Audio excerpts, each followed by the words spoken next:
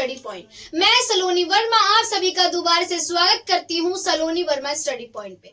आशा करती हूँ आप सभी स्वस्थ होंगे। चलिए अपनी क्लास को स्टार्ट करने से पहले एक प्यारे से कोट को प्रस्तुत करना चाहूंगी आप सभी के सामने। मेहनत का फल और समस्या का हल, मेहनत का फल और समस्या का हल देर से ही लेकिन मिलता जरूर है, देर से ही लेकिन मिलता जरूर है। चलिए स्टार्ट करते हैं अपनी क्लास को। आज हम क्या करने वाले हैं, जिन बच्चों ने पार्ट 1 नहीं देखा है वो पार्ट 1 जरूर देखें, क्योंकि आपके लिए बहुत बेनिफिशियल होगा, क्योंकि आपको पार्ट 2 ऐसे समझ नहीं आने वाला है। तो देखिए हमारे चैप्टर का नाम क्या है, गुप्त और वाकाटक प्रशासन, अर्थव्यवस्था, समाज और सांस्कृतिक विकास। ये हमारे चैप्टर का नाम है। ये यूनिट नंबर 2 है। इसमें किन किन चीजों को समाप्त करने वाले हैं ये देख लेते हैं।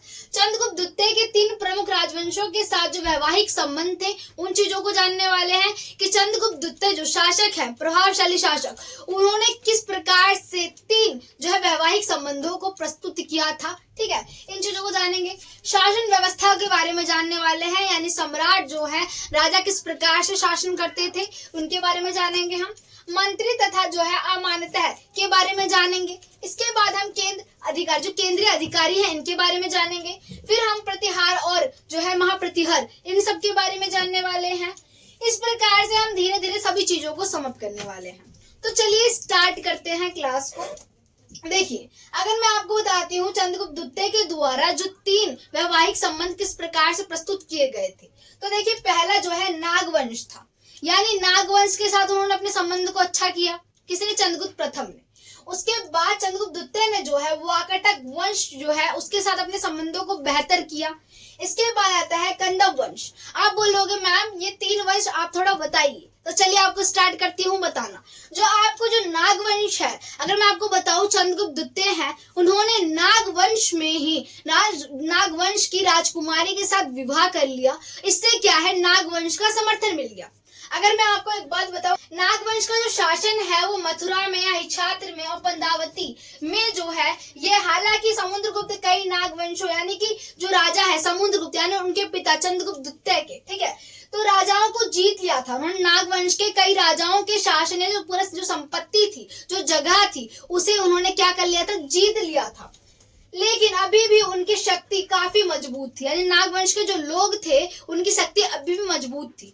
चंद्र यानी समुद्रगुप्त जो है, उन्होंने यहाँ पे नागवंश में कई सारे साम्राज्यों को जीता, परंतु वहां के लोग अभी भी बहुत ज्यादा ही शक्तिशाली थे।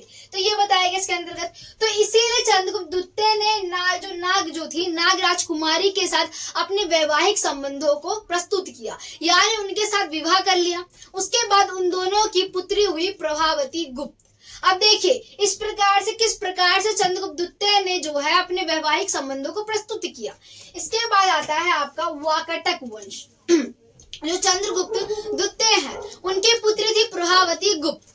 अब प्रभावती गुप्त के द्वारा क्या हुआ, जब वो बड़ी हुई तो प्रभावती गुप्त का विवाह कर दिया गया। किसके साथ? जो है जो वाकाटक शासक है उनके साथ उनका विवाह कर दिया गया।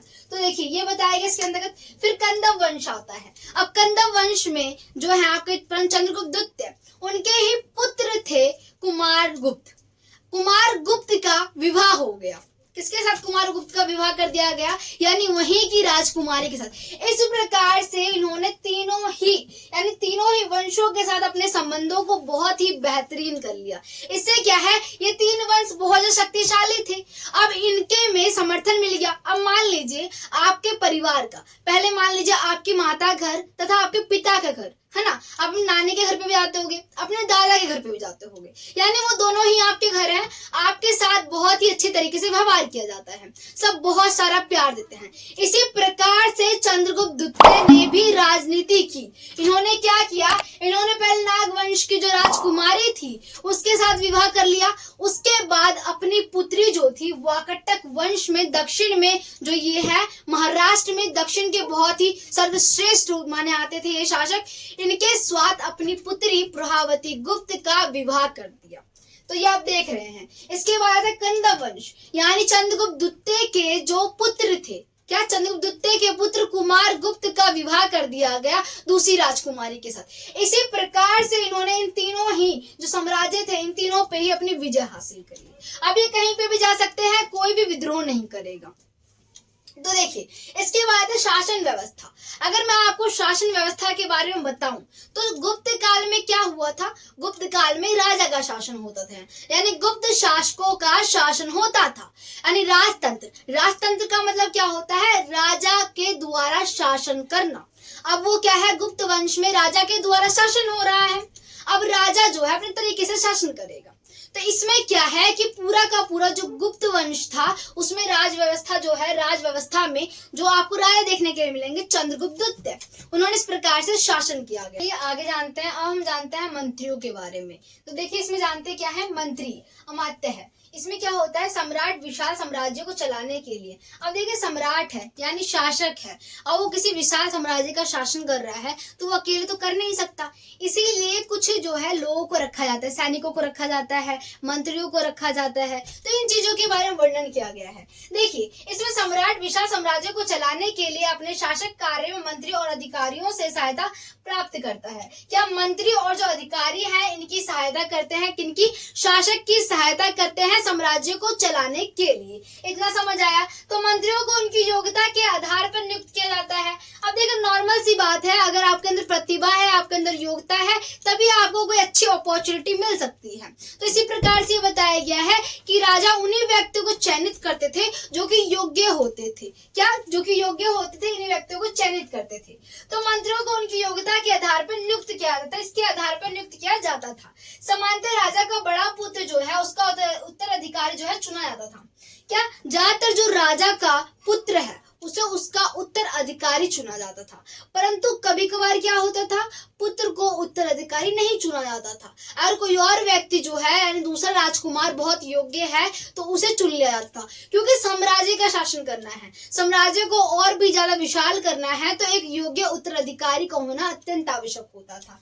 तो यही बताया गया राजकुमार के बारे में, किसमें के सामान्यतः राजा का बड़ा अधिकारी के रूप में चुना जाता था, लेकिन कई बार दूसरे योग्य राजकुमार को भी इसी पद पर चुन लिया जाता था। युवराज अपने पिता के जीवन काल में पिता की सहायता प्रशासनिक कार्यों में करने के लिए विभिन्न विभागों के लिए मंत्रियों के लिए नियुक्त किए जाते थे। तो इसमें क्या है कि युवराज को नियुक्त किया जाता था। अब देखिए, इसके बाद हमने इन चीजों को कंप्लीट कर लिया है। अब हम जानते हैं केंद्रीय अधिकारियों के बारे में। तो देखिए, अगर मैं आपको केंद्रीय अधिकारियों में बता रखा है कि चीजों का वर्णन कर रखा है, तो इन्हें क्या है? केंद्रीय अधिकारी की अगर बात करते हैं, जो कि मैंने आपको बताया, केंद्रीय अधिकारी में क्या क्या होता है। केंद्रीय अधिकारी के अंदर प्रतिहर होता है, इसी में जो है आपको चीजें देखने के लिए मिलेंगी। अब देखिए, प्रतिहर जो आ रहा है आपके माइंड में आ रहा है, प्रतिहर होता क्या है? तो अगर मैं प्रतिहर के बारे में बताऊं तो प्रतिहर वो अधिकारी होता है, मान लीजिए एक राजा है, अब राजा बहुत बिजी होते हैं, है ना, सेलिब्रिटी की तरह होते हैं। अब उन्हें क्या है? एक प्रतिहर होगा। आपको अगर राजा से मिलना है तो आपको अपॉइंटमेंट लेना पड़ेगा, यानी आपका जो सूचना है, आपके संदेश को आपको पहले पत्र के द्वारा उन्हें बताना पड़ेगा। अतिहर तब जाके आपको जो है राजा से मिलने की इजाजत देंगे जब राजा कहेंगे। ऐसे आपको उदाहरण के लिए एक सेलिब्रिटी है, आपको उससे मिलना है, किसी से भी जो आपका पसंदीदा हो, तो उससे मिलने के लिए आपको पहले इन्फॉर्म करना पड़ता है ना, तो उसके बाद जाके आपका नंबर आता है मिलने का। इसी प्रकार से आप ये मान सकते हो प्रतिहर भी होते हैं। अगर आपसे सेनापति की बात की जाए तो आप जानते हो सेना में सेनापति बहुत ही प्रमुख होते हैं, इनकी बहुत अहम भूमिका होती है किसी भी युद्ध को जीतने के लिए। इसी प्रकार से सेनापति गुप्त काल में बहुत ही महत्वपूर्ण माने जाते थे। तो इसमें यह बताया गया है दंड अधिकारी। अब दंड अधिकारी कौन होगा? जैसे पुलिसमैन मान लीजिए, वर्तमान में जो पुलिस होती है, अगर किसी ने दंड किया, किसी चीज का उल्लंघन किया, तो पुलिस क्या करती है? दंड देती है उस व्यक्ति को। इसी प्रकार से जो दंड अधिकारी हैं वो भी दंड देते हैं। अब इसमें क्या है? महासंधिग्रहिक जो होते हैं, महासंधिग्रहिक की बात की जाती है, तो ये जो है इनके बारे में, ये बहुत ही शांत स्वभाव के व्यक्ति होते हैं। क्या? ये बहुत ही शांत होते हैं, ये चीजों को बातों के द्वारा सुलझाने का प्रयास करते हैं। तो आप ये समझिए, इसमें क्या है? कुमार मानते, अगर कुमार मानते की बात की जाए तो ये बहुत ही उच्च पद होता है, उच्चतम पद होता है गुप्त काल में। आप बोलोगे मैम ये जो कुमार मानता है किस प्रकार का पद है? जैसे इस टाइम आईएएस, आईपीएस, एफआरएस की पोस्ट बहुत ही उच्चतम मानी जाती है ना, उसी प्रकार से जो है कुमारतः जो है ये बहुत ही उच्चतम पोस्ट होती है। तो आप ये समझ सकते हैं इसके अंतर्गत। स्थिति संस्थापक के बारे में जान लेते हैं। तो विनयी स्थिति संस्थापक होता क्या है?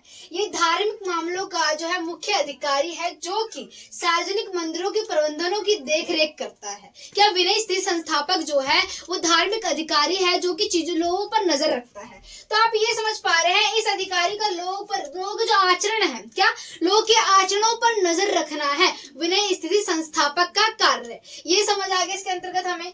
अब इसमें क्या प्रांतीय प्रशासन के बारे में थोड़ा जान लेते हैं। गुप्त साम्राज्य एक विशाल क्षेत्र में फैला हुआ था साम्राज्य था, यानी जो गुप्त साम्राज्य बहुत ही विशाल क्षेत्रों में फैला हुआ साम्राज्य था। पहले इसकी शुरुआत जो है ये मगध में एक छोटी सी जागीर तक ही था, परंतु अब धीरे धीरे बहुत ही ज्यादा फैलने लगा क्या गुप्त साम्राज्य। उसके बाद क्या है, बेहतर शासन व्यवस्था चलाने के लिए इसको अनेकों प्रांतों में विभाजित किया गया था। यानी बेहतर शासन व्यवस्था चलाने के लिए इसे क्या है बहुत ज्यादा ही आप बोल सकते हो विभाजित किया गया था, ताकि यहाँ पे शासक बहुत अच्छी तरीके से शासन करे।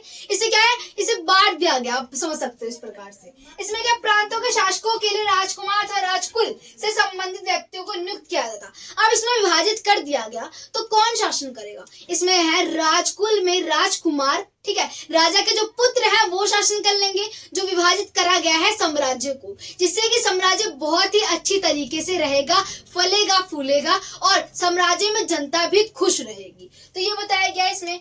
प्रांतीय प्रशासन के बारे में बताया गया है कि प्रांतीय प्रशासन में क्या होता है, ये प्रांतों के स्तर पर बनाएगा प्रशासन होता है ना।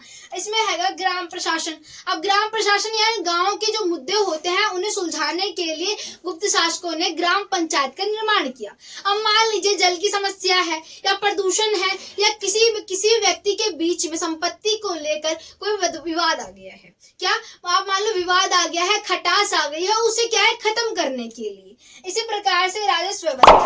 अगर मैं आपको बताऊं राजस्व व्यवस्था, मार्क्सवादी कहते हैं कि जो गुप्त है, गुप्त शासकों ने ही सामंतवादी व्यवस्था को बढ़ावा दिया था। आप बोलोगे मैम सामंतवादी व्यवस्था क्या है? तो इसमें क्या होता है, राजा के नीचे बहुत शक्तिशाली व्यक्ति होता है।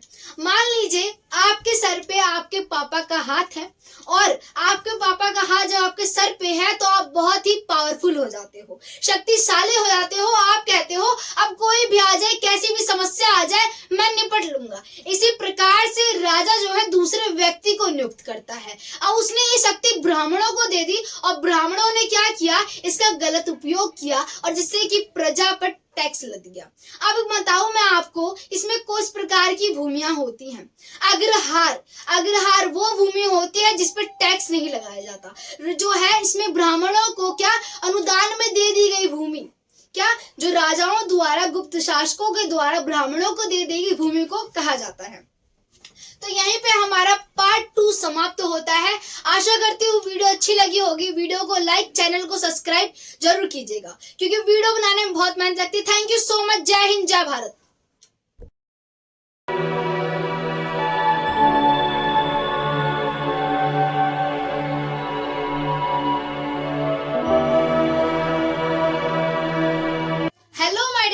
Welcome to our channel Saloni Verma study point. मैं सलोनी वर्मा आप सभी का दोबारा से स्वागत करती हूँ सलोनी वर्मा स्टडी